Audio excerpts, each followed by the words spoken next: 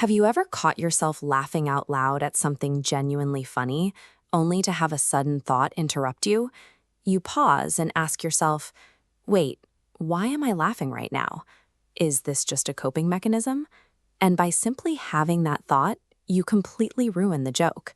Now you are 3 layers deep into a mental spiral over a simple laugh. Or maybe your boss sends you a routine afternoon message that says, "Come see me later."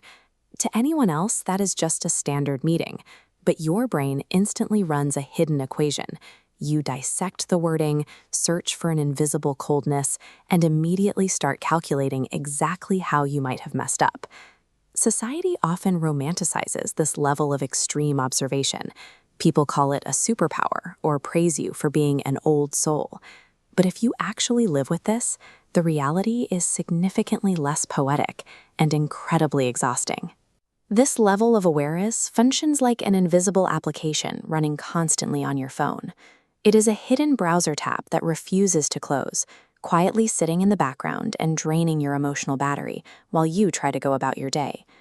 This isn't a sign that you are superior to anyone else, nor does it mean you are broken. You are simply operating a mental security system that never learned how to turn itself off. Empirical psychology traces this constant vigilance to 2 primary origins.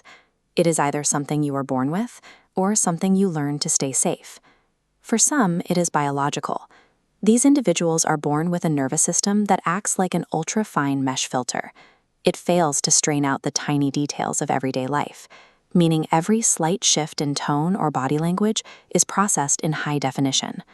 For others, this awareness is an inheritance of survival. Children in unpredictable homes become human radar stations, scanning the adult's weather to predict storms. You measure anger by the resonance of a slamming cabinet, turning observation into a shield.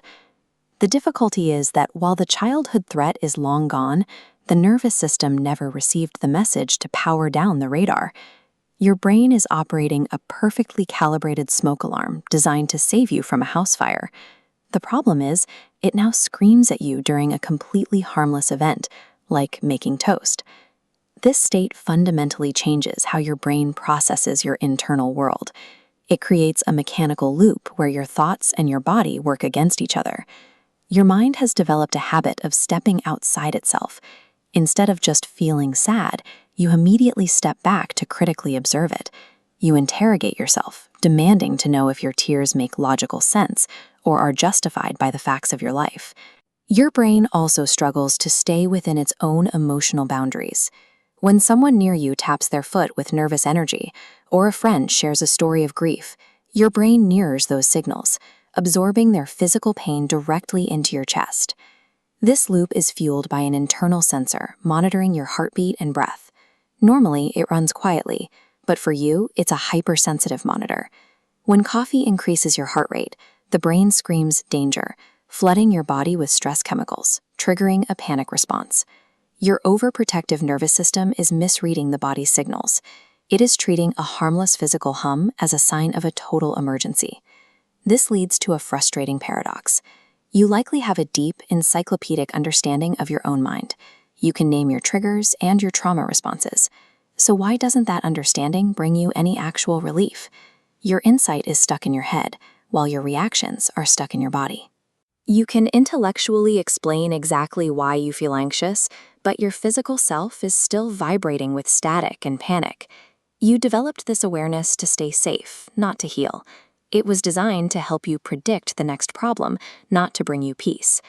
When you use awareness only to protect yourself, you end up managing your life like a high-risk project instead of actually living it. You become so busy decoding the world that you forget to participate in it. Relief doesn't come from more thinking.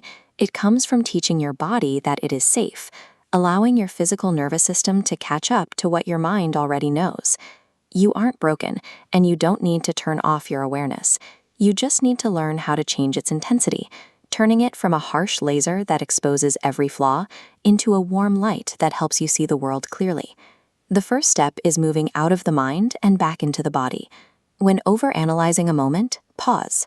Focus entirely on the physical world, the weight of your feet on the floor or the texture of the chair. You also have to set boundaries with your own perceptions. Give yourself permission to believe that a slow text message or a momentary silence isn't a hidden message. Sometimes the simplest explanation is the true one. Let go of the need to perfectly predict every outcome. When you stop treating every interaction like a puzzle to be solved, you rediscover how to be curious about life without being terrified of it. Your sensitivity is a profound gift. It makes you a remarkable observer and a deep thinker. Life becomes beautiful once you feel safe enough to actually stand in the middle of it. Your security system just needs to learn that the fire is out, so you can finally put down the weight of the world. If you're ready to master the noise in your mind, hit subscribe so we can continue these conversations together. Thank you for watching, and I'll see you in the next one.